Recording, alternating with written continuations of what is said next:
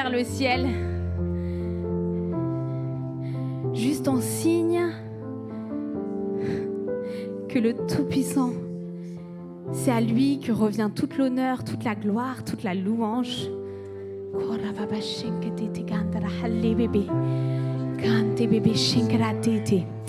Ouais. Jésus-Christ est venu jusqu'à nous.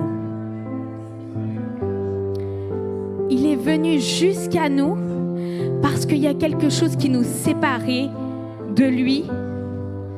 Et ça, c'était notre péché. Ouais. Et oui, son amour couvre tout.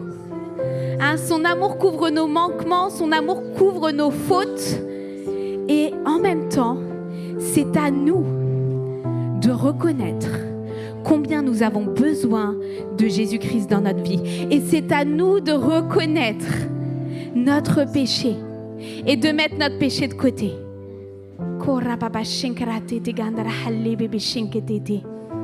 C'est vraiment l'importance de la repentance. Waouh! Et ces remises en question, elles ne sont pas simplement des petites habitudes qu'on doit avoir de temps à autre, mais c'est des habitudes qu'on doit prendre quand le Saint-Esprit nous convainc de notre péché. Et récemment, dans notre famille, j'ai senti qu'il n'y avait pas une bonne ambiance. J'ai senti qu'il y avait quelque chose qui ne plaisait pas à Dieu. Puis on s'est réunis récemment en famille pour reconnaître notre péché entre nous, parce que clairement on s'offensait les uns les autres, et même entre nous, donc, mais aussi nos enfants. Et vraiment on a pu prendre le temps de se dire, ok, qu'est-ce qui est en accord avec la parole de Dieu dans ce qu'on fait, et qu'est-ce qui n'est pas en accord avec la parole de Dieu? Saint-Esprit, sur quoi est-ce que j'ai besoin de venir reconnaître mon péché et mon besoin de toi? Et non seulement on a besoin de cette remise en question, mais on a aussi besoin de passer à l'action derrière. Et c'était puissant parce que récemment, il y a un de mes enfants qui m'a dit, bon, tu sais maman, j'ai un problème avec telle chose. Et il y a une chanson là qui m'interpelle beaucoup. Et c'est un jeune enfant qui m'interpelle beaucoup, et je me rends compte que Dieu a besoin de changer mon cœur parce que je n'arrive pas à changer cette action dans ma vie. Et oui, il y a peut-être un péché avec lequel tu luttes aujourd'hui. Et Dieu veut dire qu'il peut changer ton cœur et t'aider à changer aussi ton comportement et à changer tes actions. Et c'est exactement ce qu'il a envie de dire à chacun d'entre nous, et même aux enfants. Parce que vous aussi, les enfants, vous avez besoin de Jésus-Christ. Parce que vous aussi, les enfants, vous avez besoin que Jésus puisse vous dire, ah tiens, là, c'est vrai, j'ai un problème avec le mensonge. Il faut que je change ça, pas vrai? Ouais? Alors, j'ai une petite... voilà, j'ai reçu un petit message là, dans mon oreille. Oui. Alors, tout à fait. Les enfants ont hâte de rejoindre leur moment. Est-ce qu'il y a des enfants dans la salle? Parce que là, on me dit à l'oreille que David et Isaac, ils ont vraiment hâte de les accueillir et qu'ils ont quelque chose de très spécial pour eux ce matin. Ouais? Est-ce qu'on peut les encourager?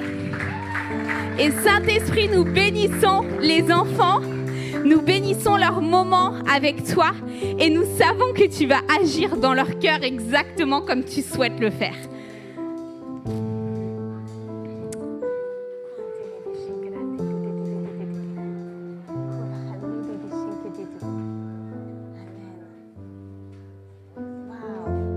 La présence de Dieu, elle est tellement puissante, vous ne trouvez pas? Et c'est tellement un privilège de pouvoir entrer dans sa présence. Et cette présence, on peut la saisir à n'importe quel moment. Et je sais ce matin que Margot, elle a quelque chose de spécial pour nous. Et du coup, j'ai envie qu'on puisse lui donner toute la place et qu'on puisse ouvrir nos cœurs pour recevoir ce que Dieu a prévu pour nous. Merci Margot. Merci Lydia. Yes, effectivement, c'est plutôt Dieu qui va prendre toute la place, il la prend déjà. Et j'ai envie de nous encourager ce matin avec un épisode qui se trouve un peu après la multiplication des pains dans la Bible. Donc pour rappel, la multiplication des pains, c'est un moment où Dieu va nourrir plus de 5000 hommes à partir de 5 pains et 2 poissons. Ça se trouve au début du chapitre 6 de Jean.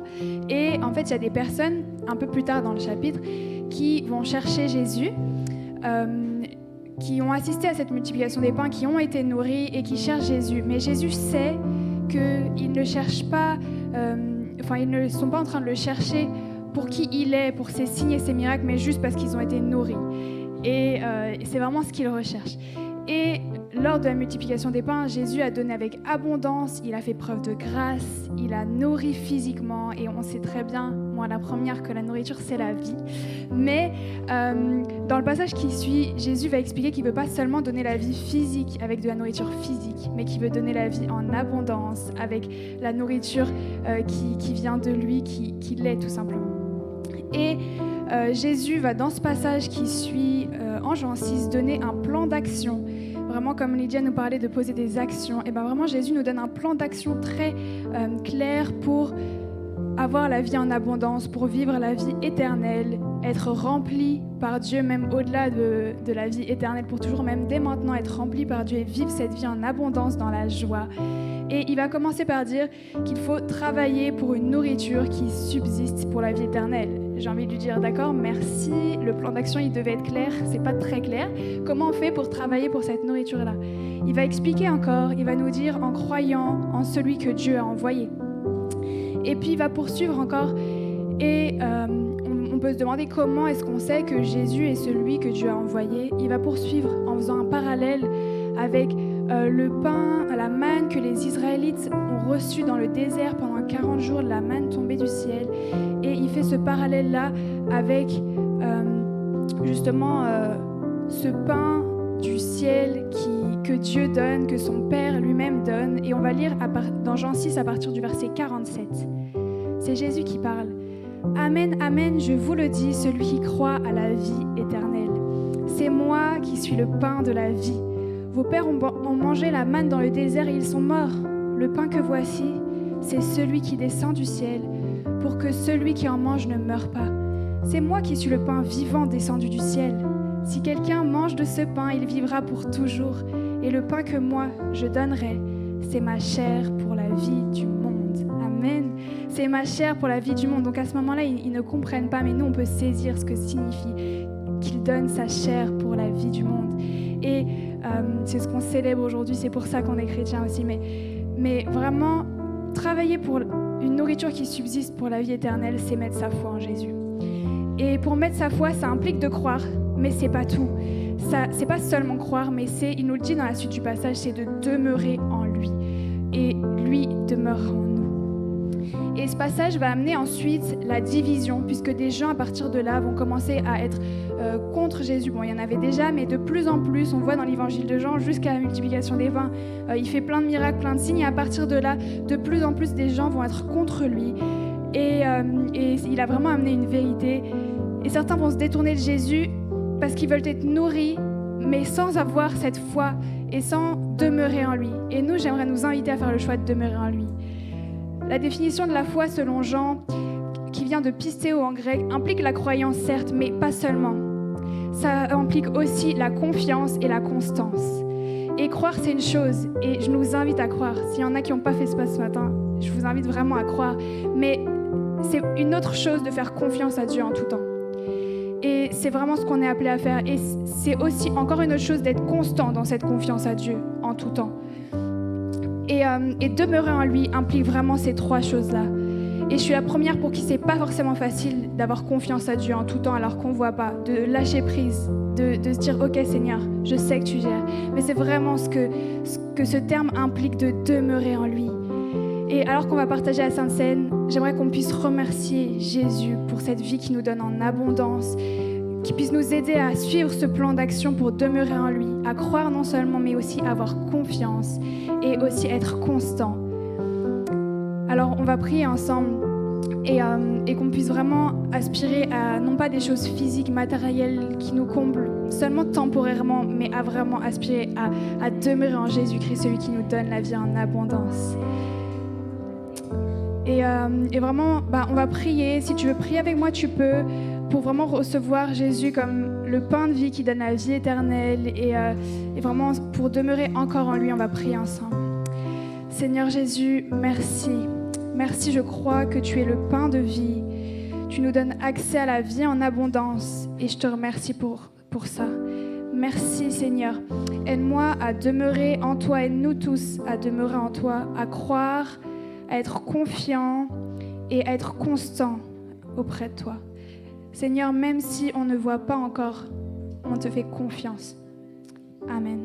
Partageons la Sainte Seine ensemble.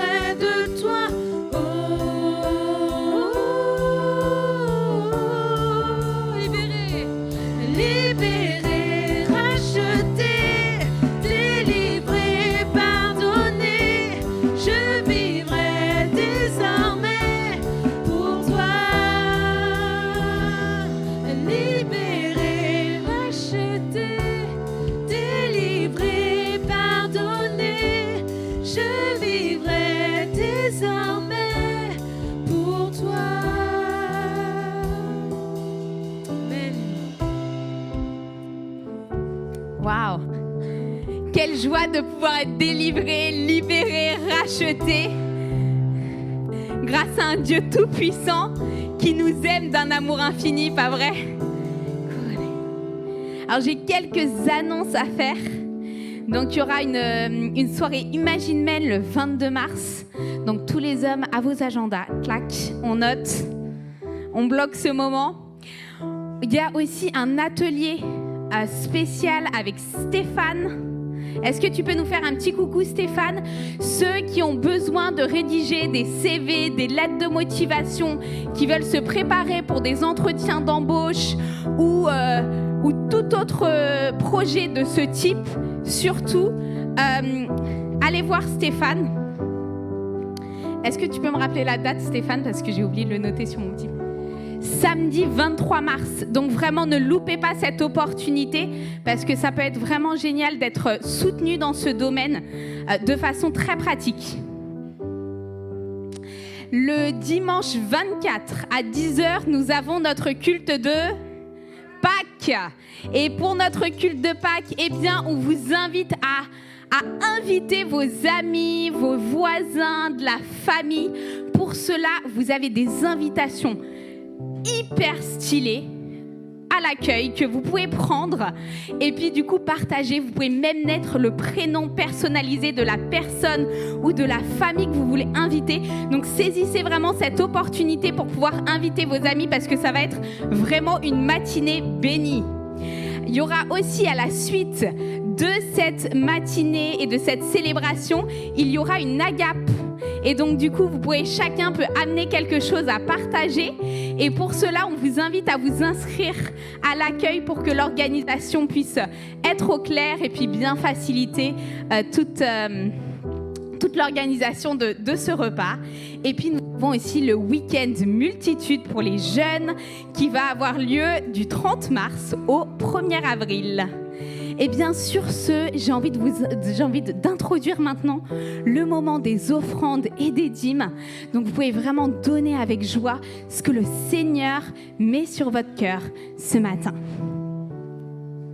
Amen. Et on va accompagner ce temps d'un chant, donc on vous invite à vous lever et à déclarer ensemble.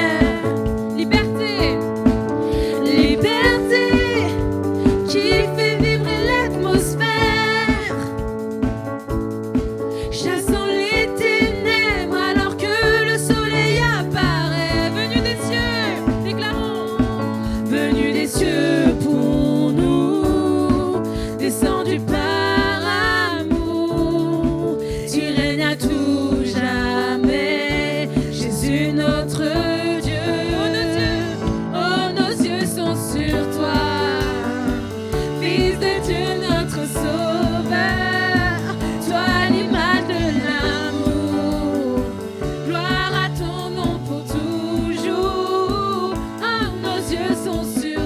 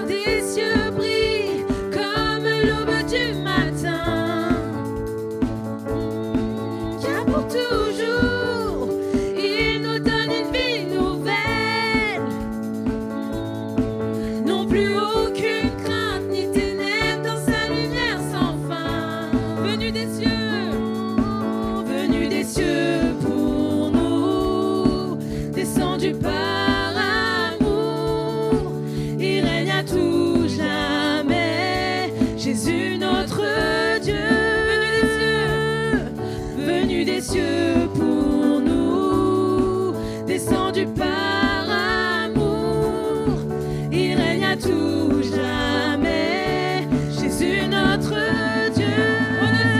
Oh, nos yeux sont sur toi, Fils de Dieu notre Sauveur, toi l'image de l'amour, gloire à ton nom pour toujours. Oh, nos yeux sont sur toi, Fils de Dieu notre Sauveur, toi l'image de l'amour, gloire à ton nom pour toujours.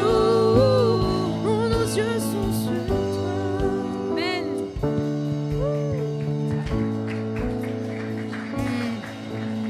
Amen. Merci pour ce temps de louange. C'est merveilleux de pouvoir glorifier notre Dieu. Et du coup, sans plus attendre, j'aimerais vous demander de m'aider à accueillir Gaël, l'incroyable Gaël, qui va venir nous partager ce que le Seigneur a mis sur son cœur. Et croyez-moi, je sais que c'est du lourd. Merci Gaël. Avec plaisir. Alors incroyable, je ne sais pas, on verra. Vous me direz ça. Amen. Comment ça va ? Non, comment ça va ? Ça va ? On va appeler les médecins, hein, parce que... Ok, alors, ce matin, c'est un peu haut ça. Ah ouais.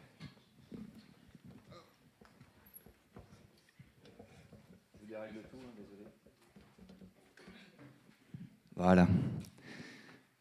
Alors, on va continuer dans notre série Victoire ou combat égale victoire.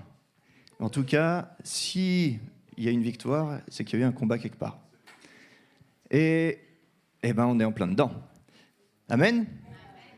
Vous savez qu'on est en plein dans le combat, non ? Ça ? Ok, donc la semaine dernière, avec Sarah, on a pu commencer sur les armes du chrétien. Et je vais continuer simplement sur les 3 dernières armes dans Éphésiens 6. Donc, on a vu la ceinture de vérité pour lutter contre la honte, la cuirasse de la justice, efficace contre l'orgueil, et les chaussures du zèle de l'évangile de paix, efficace contre la peur. Donc, on est en guerre, qu'on le veuille ou non. L'ennemi va s'en prendre à nous. Et on a à lutter pour nous, pour les autres, pour nos enfants. Et c'est un combat et il y a la victoire. Jésus a remporté la victoire. Il a gagné le combat. L'ennemi est vaincu. Et parce que vous avez choisi de suivre Jésus, alors l'ennemi, lui, a choisi de vous combattre. Vous lui avez dit oui un jour, alors le diable veut te dire non aujourd'hui. Mais on a la victoire. Et c'est ça qui est magnifique. On a une promesse qui est là. Même si l'ennemi veut voler, veut tuer, veut détruire, Jésus, lui, veut rétablir, veut reconstruire, veut ressusciter. Dieu a un plan pour nous. L'ennemi aussi, mais Dieu a un plan parfait. Et au final, c'est ce plan-là qui sera pour l'éternité. On verra Dieu dans toute sa gloire. Mais aujourd'hui, nous avons à combattre. Aujourd'hui, nous avons à résister. Alors, on va voir ces 3 dernières armes dans Éphésiens 6. Et je vais commencer tout de suite avec la lecture à partir du chapitre 6 dans Éphésiens, à partir du verset 16. « Prenez toujours la foi comme bouclier. Il vous permettra d'éteindre toutes les flèches enflammées du mauvais. Et recevez le salut comme casque et la parole de Dieu comme épée donnée par l'Esprit Saint. Par toutes sortes de prières et de demandes, priez en toutes circonstances grâce à l'Esprit. Veillez à cela et avec persévérance. Priez pour tous ceux qui appartiennent à Dieu. Priez aussi pour moi, afin que Dieu m'inspire les mots juste quand je m'exprime et que je révèle avec assurance le projet de salut qu'est la bonne nouvelle. » Amen. Donc on va commencer avec ce bouclier romain. Alors on a une petite illustration pour voir à quoi ça ressemble, parce qu'on n'en croise pas tous les jours, des boucliers romains. Donc c'est une grande pièce de bois, voilà, 1,20 m à peu près, sur 80 de large. Et c'est une pièce défensive que le soldat va porter donc, au bras, à la main. Et ça va protéger lui, et vu sa taille, en fonction de la formation aussi que vont adopter ces soldats, va protéger son compagnon d'armes, son frère d'armes, celui qui est à côté de lui ou celui qui est derrière. Donc un bouclier, c'est pour le soldat et pour un copain aussi. Donc c'est une pièce importante. Et comme on peut le voir sur l'image, au centre, on a une pièce métallique, alors qu'on appelle l'umbo, U-M-B-O, qui est une petite plaque métallique arrondie qui est là pour faire dévier les flèches qui peuvent arriver sur le bouclier. Et même la forme du bouclier un petit peu arrondie, comme ça, pour faire dévier les flèches qui pourraient faire ricochet dessus. Donc le soldat prend bien soin de ce bouclier, parce que dans les batailles, sans cette défense, il est à la merci de ce qui peut lui arriver dessus, des flèches qui sont tirées, pour certains, à quelques centaines de mètres peut-être. Je sais pas, j'ai fait du tir à l'arc, je tirais à 20 mètres. Aujourd'hui, bon, peut-être moins. En tout cas, ça peut aller loin et ça peut faire mal. Donc le soldat va entretenir avec soin son bouclier. Il va y mettre de l'huile pour éviter qu'il commence à craqueler, que le bois commence à craqueler, pour donc que la pièce puisse tenir dans le temps. Aujourd'hui, on peut vitrifier nos parquets, mais il y en a qui mettaient de l'huile aussi. Ma grand-mère mettait ça, de l'huile, là, pour entretenir le parquet, pour qu'il soit toujours beau et lisse, et pour éviter que ça craquelle et que ça se fragilise. Donc si on veut quelque chose qui dure dans le temps, il va falloir l'entretenir, c'est comme tout. Et aussi, avant la bataille, il pouvait l'immerger dans l'eau pour qu'il soit imbibé d'eau. Et vous imaginez pourquoi ? L'eau est plus forte que le feu. Donc, voilà.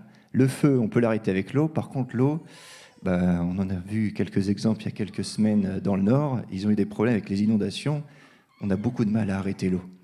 Et l'eau imbibée, le bois imbibé d'eau comme ça, pouvait éteindre plus facilement les flèches, éviter, en tout cas le feu des flèches enflammées, éviter que ça se propage dans les rangs. Donc le légionnaire romain, devait s'occuper avec soin de cette arme. Donc tout comme le soldat romain, on doit entretenir notre bouclier avec l'eau et l'huile, je dirais. L'huile, ça représente le Saint-Esprit, notre relation avec le Saint-Esprit. Il est important de garder cette connexion avec lui. Et l'eau correspond à la parole. Et sans ces deux choses, la foi, elle va s'effondrer un petit peu. Si on n'est pas connecté au Saint-Esprit, s'il n'y a pas cette relation avec le divin, s'il n'y a pas cette connaissance de la parole, de se plonger dans les Écritures, il y a quelque chose qui va manquer. Et je dirais que si on doit se préparer et entretenir notre bouclier, parce qu'il y en a un qui, lui, prépare des flèches enflammées. Et ça, on va lire ensemble dans Ésaïe 54, verset 17. Voilà. Toute arme forgée contre toi. Est-ce que vous pouvez répéter forgée ? Oui. Toute arme forgée contre toi sera sans effet. Ah, on peut répéter sans effet. Sans effet, oui. Et tu pourras confondre tous tes accusateurs en jugement. Tel est l'héritage des serviteurs de l'Éternel. Telle est la justice qui leur vient de moi. Amen. Toute arme forgée. Ça veut dire quoi ? Le forgeron, il va devoir utiliser une masse, un marteau, et quand on tape une ou deux fois, ça va, c'est pas trop compliqué. Mais pour forger une arme, je peux vous dire qu'il y a des coups de marteau. Ça fatigue. C'est usant de taper du marteau comme ça sur une enclume pour faire une arme. Là, c'est des flèches ou des épées, en tout cas une arme qui va être utilisée contre toi, l'ennemi va prendre son temps pour préparer son arme. Pourquoi il fait ça? Parce qu'il veut qu'elle soit tirée au bon moment pour lui, au mauvais moment pour nous. Il y a quelque chose de prévu pour toi. Il a un plan pour toi qui est mauvais, qui est maléfique, qui n'est pas bon pour ta vie. Il veut te faire trébucher, il veut te faire tomber. Et il prépare, il prend son temps pour pour forger cette arme. Mais on a une promesse. L'Éternel dit qu'elle sera sans effet. Il n'y aura aucun effet parce que Dieu nous fait la promesse que si on lui appartient, si nous sommes enfants de Dieu, alors il nous garde. Et on est positionné et on va tenir ferme face aux mensonges, face à l'incrédulité, face aux fausses accusations. Ça n'aura aucun effet. Alors les flèches enflammées symbolisent toutes sortes de tentations, les pensées mauvaises qui vont rentrer brutalement dans notre vie, dans notre tête. Et on doit faire une levée de bouclier. Vous savez, la foi, il va falloir la mettre en action. Et le bouclier, comme il est porté à la main, Paul nous montre là une image que c'est un élément qui va devoir bouger. Parce que les flèches vont venir de droite, de gauche, peu importe, mais il va falloir être en action. On doit faire une levée de bouclier pour empêcher la propagation du feu et stopper ce processus qui va naître dans nos pensées. Ces pensées dangereuses qui vont menacer notre santé spirituelle. Donc porter le bouclier de la foi, on reçoit la puissance de Dieu et ça va nous rendre plus forts dans les difficultés de la vie. L'ennemi cherche à nous mettre le doute en nous. Vous savez, il veut créer l'incrédulité dans notre tête. Et l'incrédulité, c'est opposé à la foi. C'est comme deux forces. Il y en a qui ont fait un peu de mécanique, non? Amen, il y en a un. Ouh. Non, c'est des forces qui sont contraires. Et elles s'annulent. Si l'une est plus forte que l'autre, si la foi est plus forte que l'incrédulité, on va voir des miracles. Mais si l'incrédulité est plus forte que la foi, on ne va pas voir de miracles. Et il y en a un qui en a fait les frais, c'est Jésus lui-même. Il est dit dans Matthieu 13, 58 qu'il pouvait faire que peu de miracles à cause de l'incrédulité des gens. Et il a dû partir de la région. Jésus lui-même, lui qui est Dieu, mais Dieu a mis des lois en place. Et comme les forces s'annulent, il ne va pas inventer quelque chose de nouveau, il va respecter la loi. Ok, l'incrédulité, c'est contre la foi. Mais je vous dis que la foi, plus de foi, on va avoir des miracles. S'il y a plus de crédulité, c'est ce que l'ennemi veut, il n'y aura pas de miracle. Alors oui, Seigneur, je crois en toi. Tout autour de moi peut sembler vouloir dire le contraire, mais je veux rester ferme dans la foi. Je veux voir des miracles. Je veux chasser toute incrédulité, toutes les pensées mauvaises que l'ennemi peut venir amener dans ma vie, qu'il a préparées pour moi. Elles sont arrêtées avec ce bouclier, parce que je sais qui je suis en Christ. J'ai confiance en Dieu. Et cette confiance, comme tu...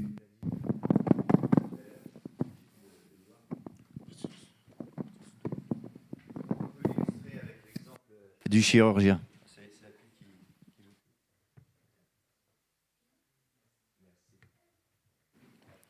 Voilà, c'est bon? Non. L'autre était mieux, hein? Ah, ça y est, ça revient. Ah, celui-là est pas mal aussi.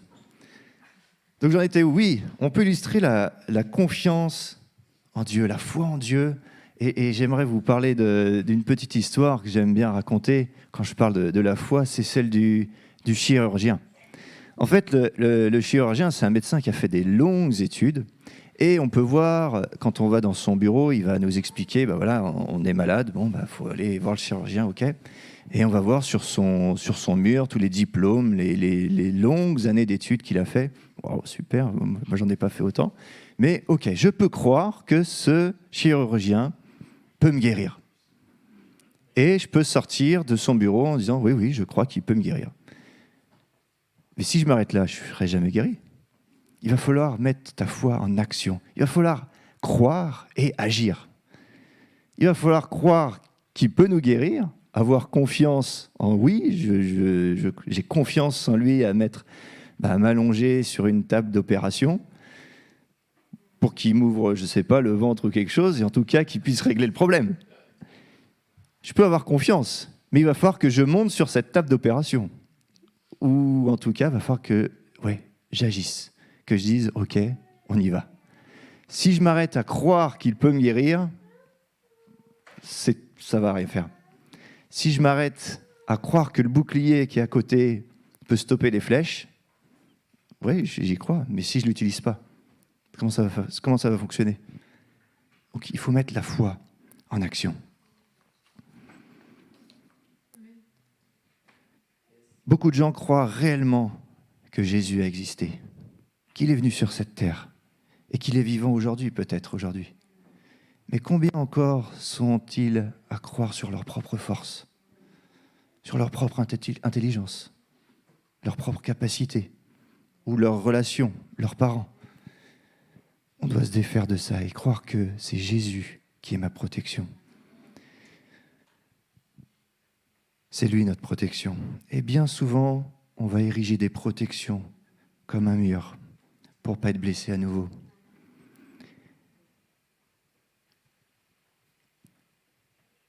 Place-toi sous la protection de Jésus, plutôt que d'ériger des murs qui vont devenir des prisons. Et j'ai une petite histoire personnelle avec ça, où j'ai construit dans ma vie un mur pour me protéger, parce que j'avais peur d'aller voir les autres, parce que j'avais peur peut-être de parler aussi en public. Et ce mur autour de moi, Jésus m'a montré que, non, là, c'est pas bon ce que tu as fait. Ok, tu as été blessé, mais tu t'es construit quelque chose qui ne va pas, qui va t'empêcher d'aller plus loin. Alors j'ai dit, ok Seigneur, je veux casser ce mur, je veux détruire ce mur, parce que je sais qu'il y a quelque chose de bon derrière. Je ne sais pas ce que c'est, mais tu vas me le montrer. Et le Seigneur m'a donné la force de casser ce mur. Et c'était avec Lydia et Sarah pendant un sozo, et derrière ce mur qui a été complètement éboulé, j'ai pu voir un endroit merveilleux. Et c'est un endroit où j'aime retourner dans mes temps de prière. J'ai une cabane que le Seigneur m'a mis dans une forêt tranquille. Et là, je peux être vraiment sans peur, sans honte. Et je peux y aller, et puis il n'y a pas de souci, c'est lui qui m'attend là-bas. Et c'est dans des temps de prière avec lui que je peux passer dans cet endroit. Alors, ce n'est pas un lieu physique, vous l'aurez compris, c'est spirituel. Mais là, ce que je vous montre aussi, on avait bien compris, c'est des armes spirituelles. Et on veut se défendre contre l'ennemi, qui lui est spirituel, mais qui va agir aussi dans le physique. Place-toi sous la protection de Jésus, plutôt que d'ériger des murs qui vont devenir des prisons. Et je vous l'ai dit tout à l'heure, ce bouclier va bénéficier non seulement à son porteur, à celui qui le porte, mais à celui aussi qui est à côté, à son frère d'armes. En prenant le bouclier de la foi, on ne se protège pas seulement nous-mêmes, mais également les gens autour de nous. Et si je ne porte pas mon bouclier, ok, je peux prendre des coups, mais l'autre aussi à côté de moi. Et dans l'armée romaine, les soldats avaient leur position, leur place dans le bataillon. Et s'il y en a un qui n'était pas à sa place, s'il y en a un qui avait oublié son bouclier, c'est toute la formation qui pouvait être en péril. Et dans l'Église, qu'en est-il? Est-ce que si je n'ai pas ma place? Est-ce que si je ne prends pas ma place? Est-ce que, si je ne suis pas là, est-ce qu'il n'y en a pas un à côté qui va tomber? Est-ce que je suis responsable? Je pense qu'il faut se poser ces questions-là aussi. Parce que la foi des uns peut sauver les autres. Et j'en reparlerai dans ma conclusion, que j'aime bien aussi, c'est un moment que j'attends avec impatience, mais je veux parler de délivrance à la fin. Mais dans la délivrance, celui qui est rempli de démons, souvent c'est pas lui qui met en action sa foi, c'est celui qui prie pour lui qui met en action sa foi. Et parfois c'est l'inverse, celui qui prie n'a pas tellement de foi, mais c'est celui qui a demandé la prière, qui a tellement de foi, qui attend tellement Dieu, C'est elle qui est mise en action. Mais il y a toujours cette foi qui doit être mise en action. S'il n'y en a aucun des deux, ça ne marchera pas. S'il y a des trous dans la raquette, comment on va faire? Il est important de prendre conscience de cela. Alors je vais passer à l'arme suivante, le casque pour salut, qui va nous sauver, de garder la tête. Le casque du légionnaire protège la tête. Voilà, vous avez la forme, la nuque aussi, et puis les joues, là, et puis on a l'oreille qui dépasse un petit peu, mais en tout cas, ça va protéger la tête. Alors pourquoi protéger la tête et les oreilles? Parce que c'est quand même là où on réfléchit. Et si on a un coup à la tête, on peut tomber dans les pommes et puis on ne sert plus à grand-chose. Ou voire pire, on peut mourir d'un coup sur la tête. Mais le diable attaque par la tête à travers nos pensées, notre intelligence, notre raisonnement. Et ça, il peut l'influencer. Il y a des droits et il peut le faire. Alors, c'est là où on va penser, c'est là où on va avoir nos convictions, c'est là où on va percevoir les choses, notre tête. Et l'ennemi va utiliser le mensonge et il va attaquer. Et dans les vieux dessins animés, j'aime bien, c'est le petit Satan rouge là, qui vient avec un petit marteau et qui vient pas arrêter de taper sur la tête pour rentrer une mauvaise idée. Vous avez cette image, non? Vous avez déjà vu des petits cartoons là? Non, c'est plus de votre âge, ça va. Je vais voir à côté. Mais en tout cas, l'ennemi va avoir de cesse de donner des pensées comme ça, pour faire entrer le doute, pour faire naître l'incrédulité. C'est sa technique. Ça, depuis le début, il a fait ça. Et il n'a pas changé de technique et ça marche toujours. Et comme on ne change pas une équipe qui gagne, il continue. Mais Dieu a un plan. Il nous donne un casque. Ce casque pour nous protéger la tête. Verset 6, dans le chapitre 5 d'Éphésiens, « Personne ne doit vous tromper avec des paroles creuses. Ça semble être juste, mais ça ne l'est pas. Ça a l'aspect spirituel, mais c'est vide. Ça engendre la colère de Dieu, tout cela. » Donc il est important de veiller sur nos pensées, de faire attention à ce que nous pouvons entendre et ne pas nous laisser croire des choses bizarres ou des croyances un petit peu tirées par les cheveux. Et malheureusement, aujourd'hui, on a accès malheureusement, heureusement, on a accès à tout un tas d'informations avec notamment Internet, mais on a accès à une connaissance vraiment illimitée, je dirais. Et c'est extraordinaire. Pour les recherches, on peut savoir sur tout et n'importe quoi, c'est magnifique. Mais le problème, c'est que c'est chronophage. On va mettre la main là-dedans et hop. Moi, pour préparer la prédication, si je veux trouver des images de casque ou quoi, il est sympa celui-là, et puis celui-là, Après, je suis allé sur Dali, voilà. Ouais, fais-moi un casque, et puis hop, l'IA m'a généré des casques avec des Romains en guerre et tout. Bon, bref, on perd du temps, c'est fou, c'est dingue. Mais en portant ce casque, le Seigneur va nous permettre d'enlever toutes ces notifications et d'enlever le bruit ambiant et de nous focaliser sur l'essentiel, sur qui il est, lui. Et malheureusement, avec les choses que l'ennemi peut nous mettre en tête, on va même ne plus réfléchir par nous-mêmes. Et on va se faire un avis par rapport à l'avis des autres. J'aime bien regarder les avis sur les sites de e-commerce pour voir. Et puis d'ailleurs, je passe plus de temps à lire les avis que la description du produit lui-même. C'est vrai? Vous faites pas ça, vous? Je suis le seul. C'est dingue, hein? Et eux-mêmes, je suis sûr, ils ont fait la même chose. En fait, on se fait des avis sur quelqu'un qui s'est fait des avis sur quelqu'un d'autre. Bon, on ne sait pas qui était le premier, en fait. Et puis, on a des sites aussi où c'est des faux avis. Bon, on les voit bien tout de suite, on les reconnaît. Mais bon, il y en a peut-être de plus en plus, on ne les remarque pas. Enfin, en tout cas, Satan est un influenceur qui cherche à te faire enlever le casque. Et j'étais en Argentine avec Pascal, et là-bas, il parle espagnol. Bon, mon niveau d'espagnol est à 0, parce que je n'ai jamais fait d'espagnol de ma vie. Alors certains auraient voulu que je fasse ma prédication en espagnol, mais désolé, no hablo, no, enfin, je ne sais même plus si c'est hablo ou hablo espagnol.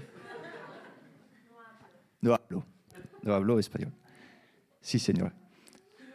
Et du coup, ils avaient prévu pour moi et Pascal, on était 2 sur 1000, avoir une traduction avec donc une application Wi-Fi, enfin bref. Et donc il y avait deux personnes qui étaient dans une pièce dans l'église qui nous faisaient la traduction en direct en anglais. Alors mon niveau d'anglais est un peu plus élevé, heureusement. J'ai fait des progrès, grâce à Dieu.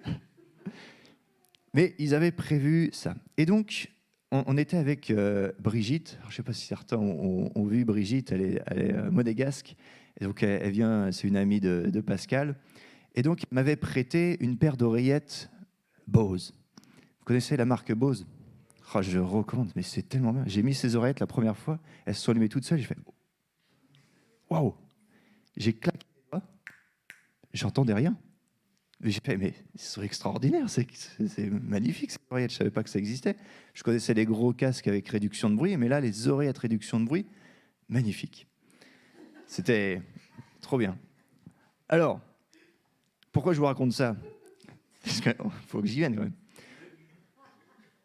Désolé, hein, c'est un peu long, mais j'étais ébahi par la performance technique de ces objets. Par contre, ça coûte un bras. Donc, j'ai, plus jeune, un petit peu abusé des casques et de la musique en faisant un peu de basse. J'ai un peu arrêté parce que je mettais le son tellement fort, je pense que j'ai perdu en audition, enfin c'est même certain. Il faudrait que j'aille peut-être consulter un jour. Mais pour suivre une discussion dans un brouhaha, j'ai vraiment beaucoup de mal. J'ai du mal à entendre. Et alors après, me concentrer quand il y a un peu de bruit, là aussi, ça devient difficile. Et donc, avec ce casque, j'entendais nettement la voix de la personne et je gardais même le casque pendant les temps de louange. Parce que vous savez, là-bas, en Argentine, ils mettent le son, mais c'est à fond, quoi. Ah, c'est... Ça envoie du... tu sens tout ton corps vibrer. Et avec ce casque, tu entendais quand même un peu la musique, mais c'était vraiment très silencieux. Et tout ça pour vous dire que, en mettant un casque, ce casque du salut, ça va faire comme ce casque. Tu vas pouvoir te focaliser sur ce qui est important. Tous les bruits autour vont être éteints. Et tu vas pouvoir te focaliser sur l'essentiel, sur ce que Dieu a prévu pour toi. Et moi, ça m'a beaucoup aidé, ce casque Bose, parce que j'ai pu comprendre ce qui était dit. Même pendant la louange, je gardais le casque, il y avait la traduction des chants un petit peu aussi. Et comme je ne lis pas non plus l'espagnol, j'arrivais quand même à comprendre ce qui était chanté. Et voilà, de pouvoir aussi profiter. Voilà, concentrer sur l'essentiel. Donc, prier avant de prendre des décisions. Demander de la force pendant les moments difficiles. Rendre grâce pour les bienfaits de notre vie. En priant intentionnellement, en invitant Dieu dans nos expériences quotidiennes, on va être actif et on va garder nos pensées centrées sur lui. Et c'est ça l'objectif du casque, du salut, de rester vigilant contre les influences négatives et les doutes qui peuvent notre foi à l'essai. Et ça, c'est important. Alors, on a vu les armes défensives et on va terminer avec la dernière, qui peut être aussi défensive, mais surtout offensive, c'est l'épée de l'esprit. Parce qu'il est important de frapper et d'éloigner l'ennemi. Et donc l'épée, la parole de Dieu. Une épée pour contrer les coups et en donner. Je pense que le soldat devait s'entraîner pendant de longues heures avant de partir au combat pour manier une épée. Parce que c'est déjà un objet pas léger, d'accord? En plus, c'est pointu, ça coupe, ça peut être dangereux, d'accord? Donc, il devait passer de longues heures avant de maîtriser cette arme, au risque de blesser quelqu'un, en fait. Et le pire, ça serait de blesser son copain d'à côté. Ça serait dommage. Ou pire, soi-même. Alors, voilà, on ne va pas s'entraîner là à manier une épée physique, vous l'aurez compris. Mais en tout cas, de pouvoir manier l'épée, qui est la parole de Dieu, va être très important, de passer du temps pour maîtriser cette arme. Et il nous est dit dans l'Apocalypse que la langue de Jésus est une épée. Utilisez la parole pour contrer les attaques de l'ennemi. Et cette épée, la parole de Dieu, et Jésus lui-même est la parole de Dieu, et sa langue en forme d'épée, sa bouche en forme d'épée flamboyante. C'est vraiment une image extraordinaire que la Bible nous donne. Et je voulais voir avec vous donc dans Éphésiens chapitre 5, les versets 3 à 5, parce que lorsque tu appartiens à Dieu, que tu as dit oui à Dieu, tu dois savoir manier la langue, ta langue, qui peut être une arme, qui peut donner la vie et qui peut donner la mort. Et ça peut être une arme qui peut se retourner contre toi. Verset 4, pas de paroles grossières, stupides, sales, mais plutôt des paroles qui vont être là pour remercier Dieu. Verset 11, ça, pour dénoncer les mauvaises actions. Donc, d'utiliser votre bouche, on va pouvoir le faire et Dieu nous montre comment. Dénoncer ce qui n'est pas bon. De pouvoir remercier Dieu. Verset 19, de dire des psaumes de l'esprit et chanter, remercier. Vous voyez l'utilité de la parole de Dieu ? C'est de pouvoir proclamer ce que Dieu dit. Et c'est comme ça que la parole va être mise en action, que l'épée doit être mise en action, elle doit être maniée. Parce que je le disais, elle peut donner la mort, elle peut se retourner contre toi, et Satan l'utilise, la parole, pour tuer, avec les commérages, avec les critiques, le harcèlement. C'est des paroles qui sont données, mais elles peuvent être puissantes pour donner la mort. Donc l'épée, c'est une arme qui permet d'arrêter les coups, mais aussi de frapper. Et je veux voir avec vous quelqu'un qui a été bien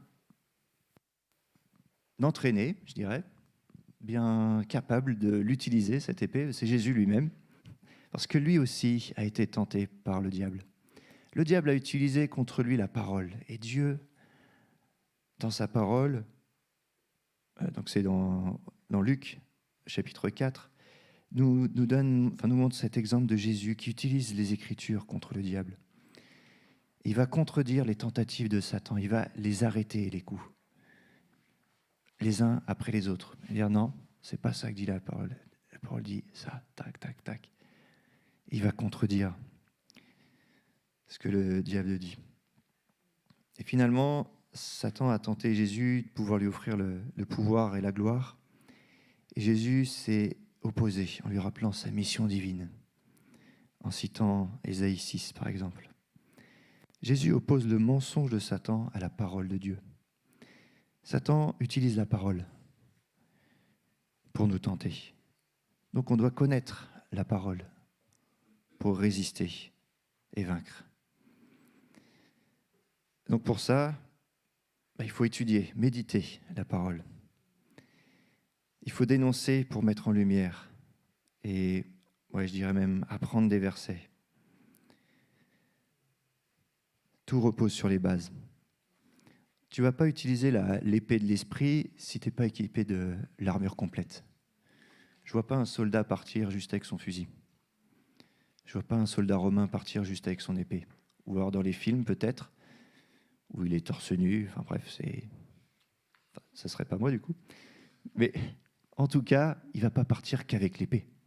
Il part avec son équipement complet. Et donc Éphésiens 3, les versets 16 à 21, je vais les lire, vous pouvez les suivre aussi. Afin qu'il vous donne, selon la richesse de sa gloire, d'être puissamment fortifié par son esprit dans l'homme intérieur, en sorte que Christ habite dans vos cœurs par la foi, afin qu'étant enracinés et fondés dans l'amour, vous puissiez comprendre avec tous les saints quelle est la largeur, la longueur, la profondeur et la hauteur, et connaître l'amour de Christ qui surpasse toute connaissance, en sorte que vous soyez remplis jusqu'à la toute plénitude de Dieu.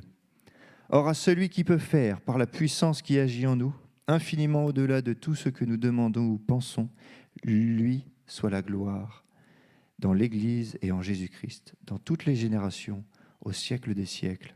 Amen. Si tu n'as pas le reste de l'armure, pars pas au combat avec juste l'épée. Ce serait une folie. L'épée de l'Esprit représente la parole inspirée de Dieu qui est contenue dans la Bible, qui est vivante et active pour transformer des vies. C'est dans Hébreux 4:12. Et la parole de Dieu inspirée, qui est contenue dans la Bible, est puissante pour résister aux forces spirituelles et obtenir la victoire. Éphésiens 6:17, ce qu'on a lu.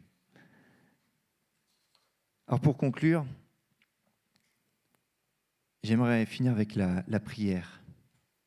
Une fois équipé, priez. Éphésiens 6, 18 à 20. Faites en tout temps, par l'Esprit, toutes sortes de prières et de supplications.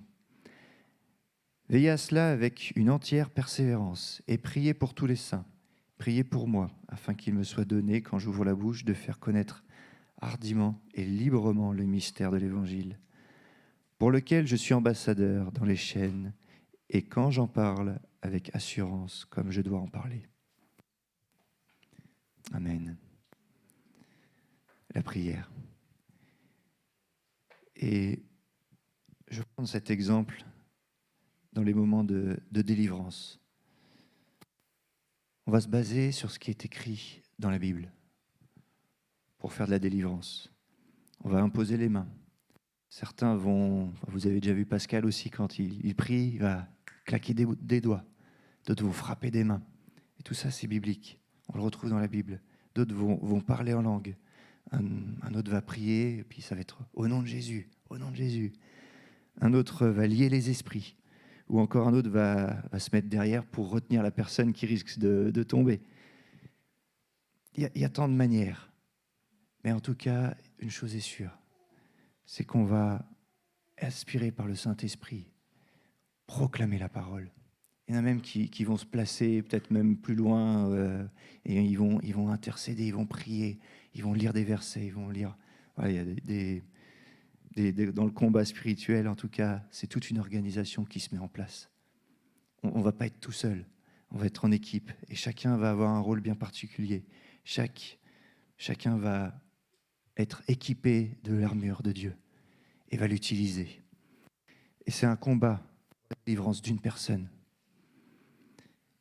pour qu'elle puisse être libérée enfin de cette puissance démoniaque qui est quelque chose qui sorte d'elle. Et ça se fait en bataillon, en ordre, sous les ordres de Christ. C'est lui qui indique, c'est lui qui a la stratégie. Nous, on est juste de ceux qui font l'action, en fait. Puis c'est lui qui donne la stratégie. Et pour chaque combat, pour chaque délivrance, ça va être différent. Certains vont faire comme ça, ok, pas de problème, ça peut fonctionner. Après, si ça ne fonctionne pas, ok, Seigneur, Saint-Esprit, donne-moi, dis-moi ce qu'il faut faire, dis-moi, montre-moi.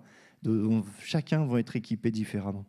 On va avoir des paroles de connaissance pour dire, voilà, d'autres vont discerner les esprits. C'est vraiment une organisation et c'est une bataille. C'est vraiment des combats qui sont vraiment puissants et intéressants.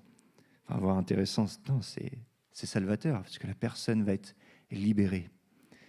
Et on a nos deux guerriers là-bas aussi, avec Joseph et Dominique, qui intercèdent, qui prient aussi.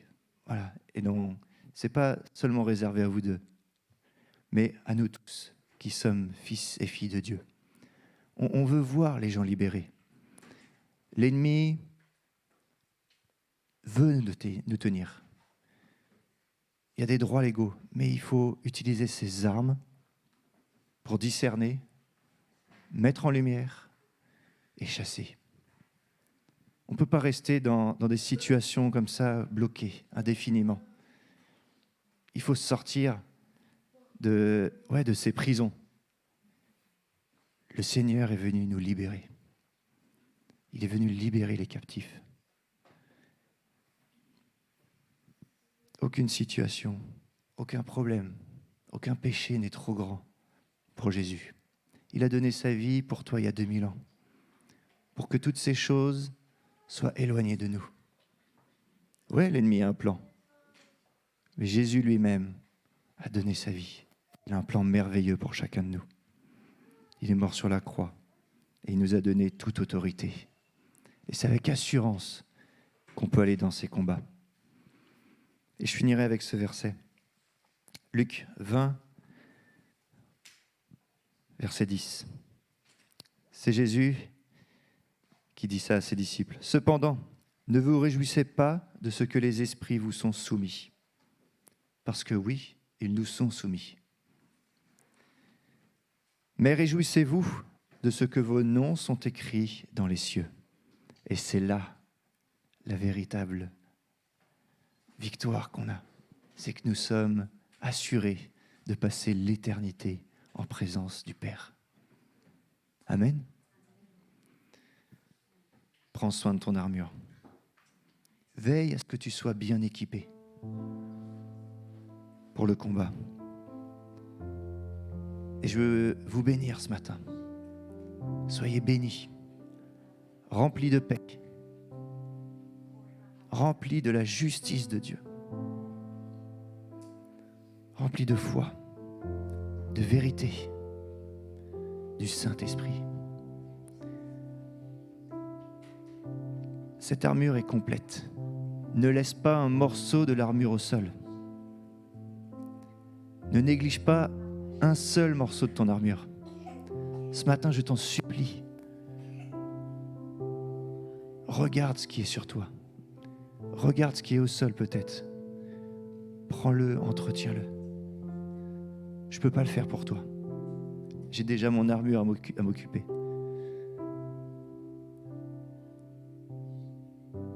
Ouais, c'est ta responsabilité ce matin. Je veux pas, c'est pas un fardeau.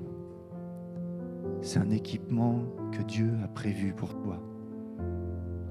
Vous savez, David a refusé de porter l'armure de Saül parce qu'elle n'était pas à sa taille. Il avait sa propre armure, il avait sa propre arme. Parce que Dieu avait prévu quelque chose pour lui. Une fronde et une pierre. Dieu a prévu une armure pour toi. Je vous invite à vous lever ce matin.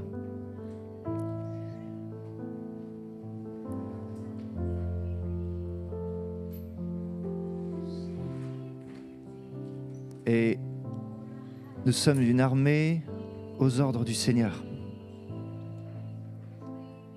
On n'a pas à combattre contre la chair et le sang.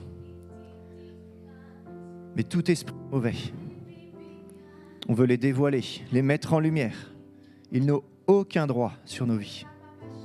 Alléluia, Jésus. Tu es mort il y a 2000 ans, tu nous as sauvés, tu nous as délivrés. Tu es venu et tu as vaincu l'ennemi.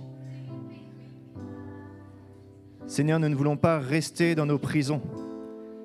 Que l'ennemi veut nous voir dedans, veut nous voir pourrir dedans. Mais Seigneur, tu ouvres les portes ce matin. Seigneur, tu détruis les murs. Alléluia, Jésus.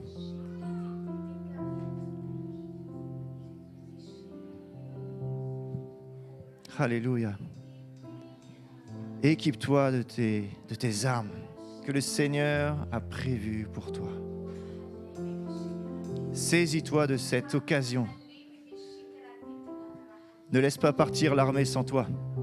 On a besoin de chacun, côte à côte. Nous sommes frères et sœurs, nous sommes un seul corps. Jésus est la tête. Alléluia. Sois béni, Seigneur. Et approchez-vous. S'il y a quelque chose dans le cœur, s'il y a un souci, un problème, peu importe ce que ça peut être. Si tu sens qu'il y a une partie, la paix, dans la vérité, l'orgueil, quelque chose que l'ennemi vous tient, quelque chose que le Saint-Esprit aussi peut mettre en lumière, qu'il y a quelque chose qui vibre en toi. Je ne veux pas te laisser partir comme ça. viens devant et juste on veut prier pour toi. On veut mettre en action la foi. On veut voir des miracles. Et que l'incrédulité n'ait pas de place ici ce matin. Alléluia. Et à votre place, commencez à prier en langue. Élevez les mains vers le Seigneur. Prenez position pour ceux qui sont dans la souffrance, dans les difficultés. On veut laisser personne de côté. Alléluia. N'hésite pas à t'approcher ce matin. Alléluia.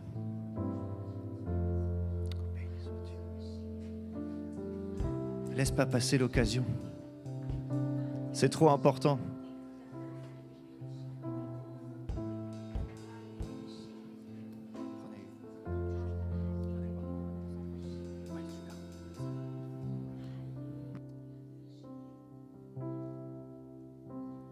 Aucun argent ni or, aucun autre trésor ne pourrait m'éloigner de ton cœur.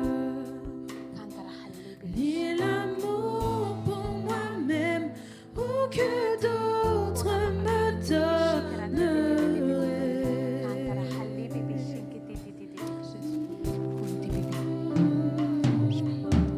Jésus, rien n'est semblable à ta grâce qui m'a sauvé.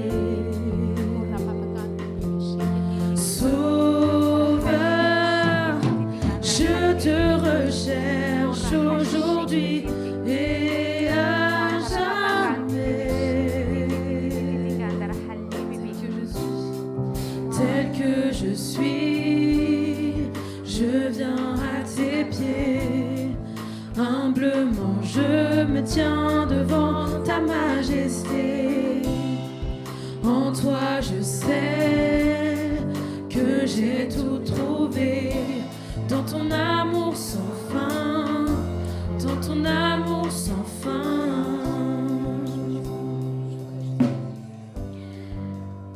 Waouh, c'était vraiment un message puissant qu'on a reçu ce matin. J'ai vraiment senti la présence de Dieu dans mon dos pendant tout le message. Je sais pas pour vous. Et vous savez, parfois ça peut être désagréable quand on ressent qu'il y a quelque chose qui a besoin de changer en nous. Parfois, on peut avoir un sentiment de culpabilité, de honte.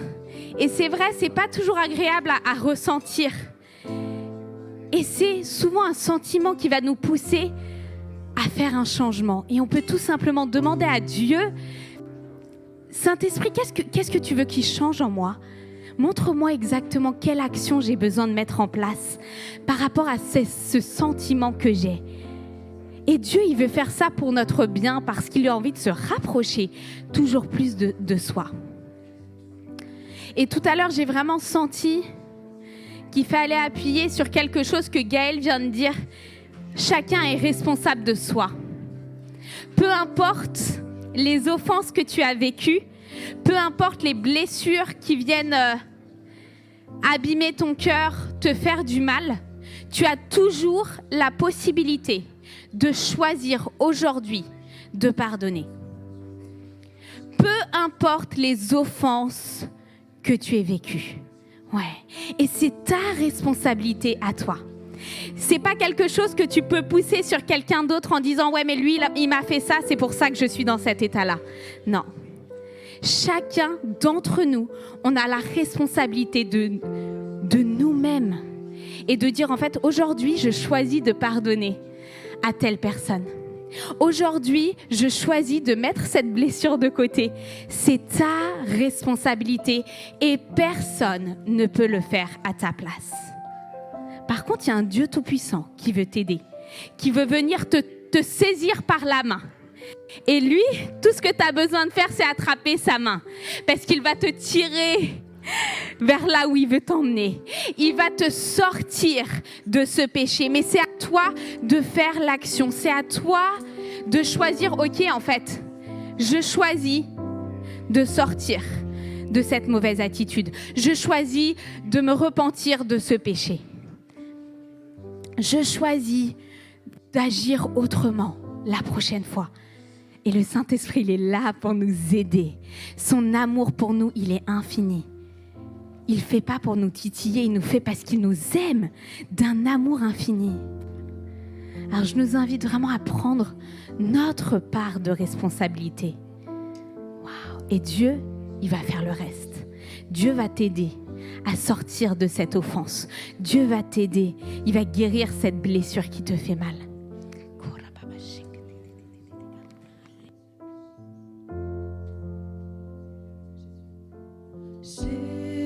Jésus, rien n'est semblable à ta grâce qui m'a sauvé.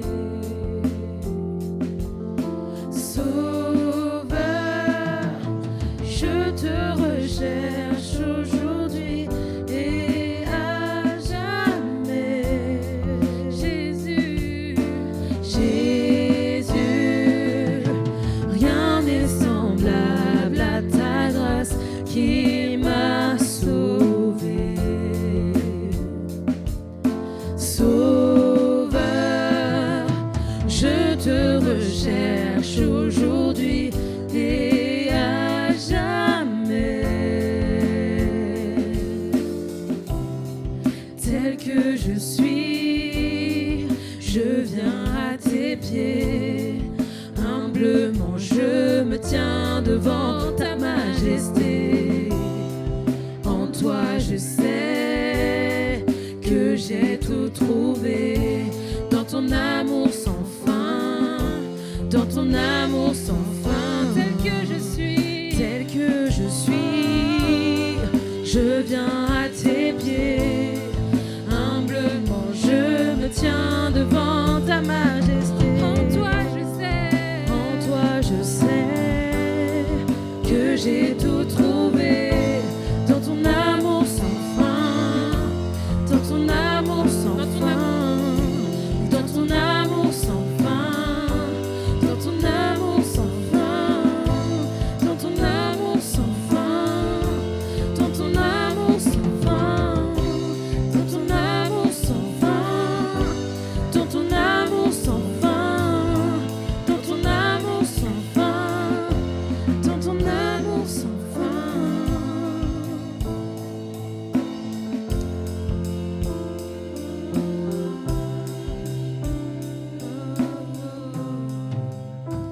délaissant mon orgueil, j'abandonne mes désirs, t'adore en esprit, en vérité.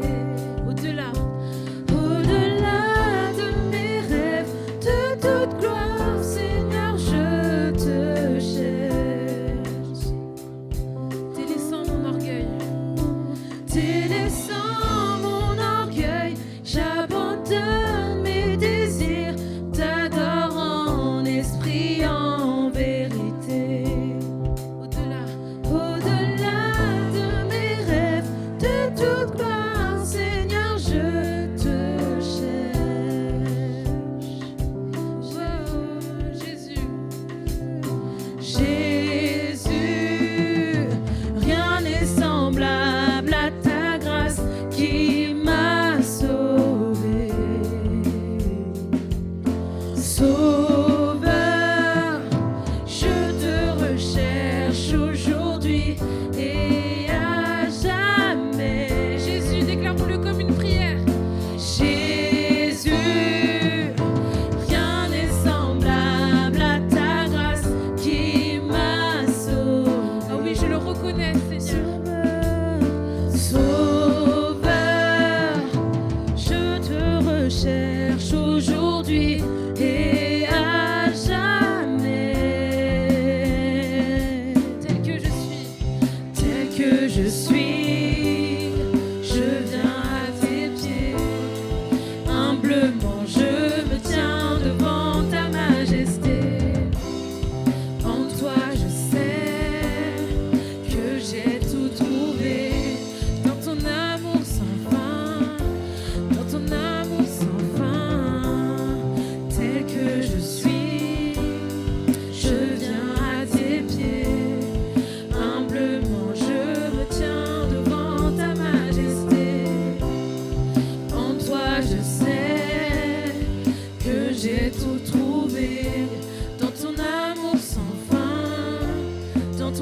amour sans fin, dans ton amour sans fin, dans ton amour sans fin, dans ton amour sans fin, dans ton amour sans fin, dans ton amour sans fin, dans ton amour sans fin, dans ton amour sans fin, dans ton amour sans fin.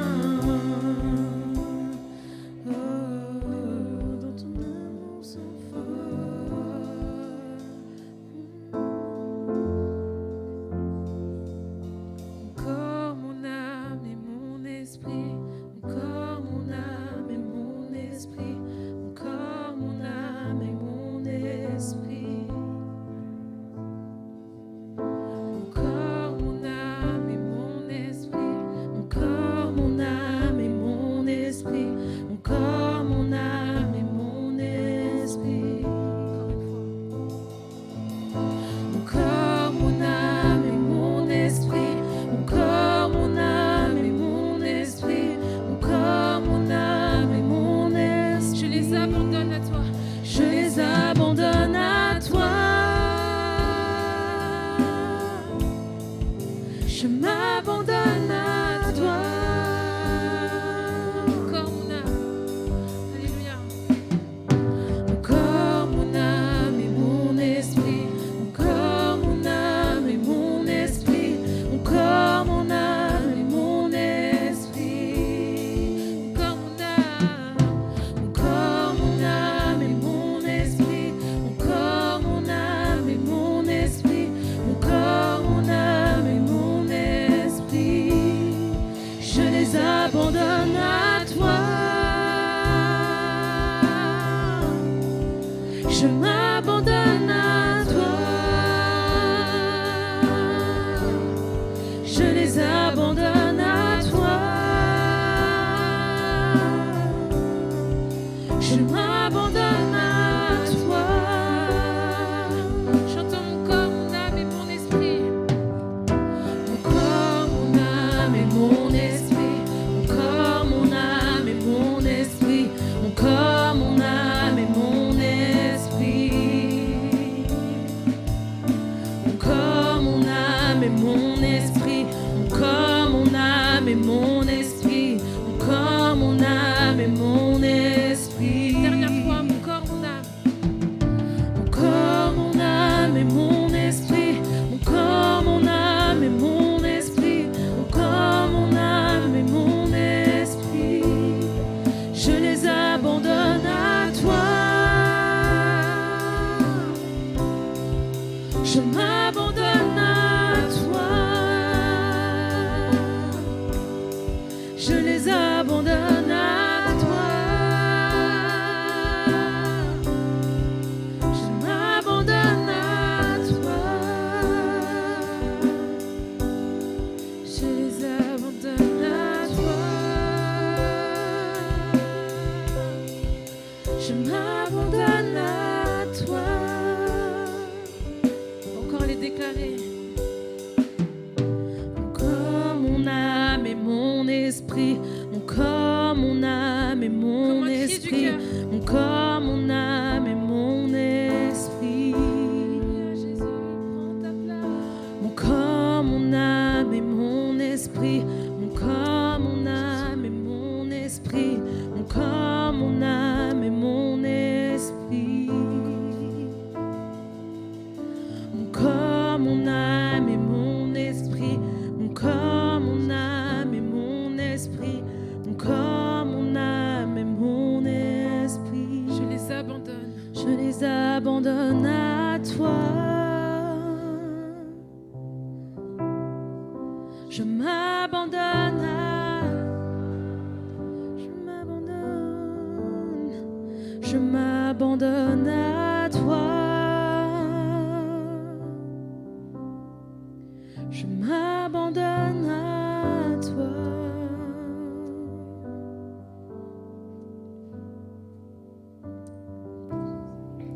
Merci Gaëlle pour ce message.